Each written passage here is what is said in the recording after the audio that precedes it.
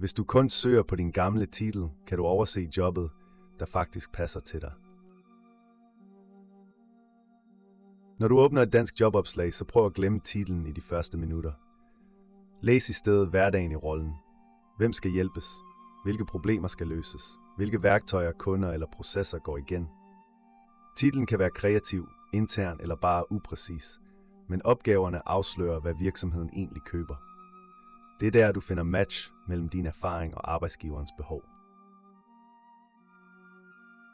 Næste skridt er at oversætte din erfaring til opgaver.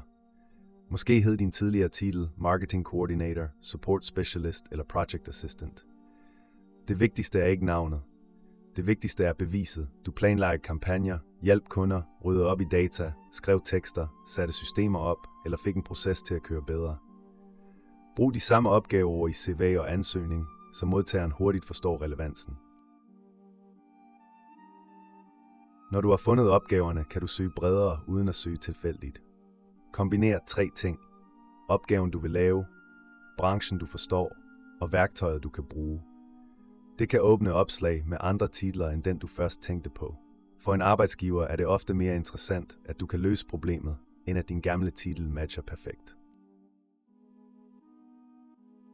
Til sidst skal ansøgningen gøre matchen let at se. Start ikke med en lang livshistorie. Start med den opgave, virksomheden har brug for hjælp til, og giv et kort eksempel på, at du har gjort noget lignende før. Hvis du skifter branche, så sig det direkte og vis broen. Hvad kan du allerede? Hvad skal du lære? Og hvorfor giver det mening for netop denne rolle? Vil du finde job, der matcher dine opgaver og ikke kun din titel? Besøg jobseekers.dk og søg smartere i danske jobopslag.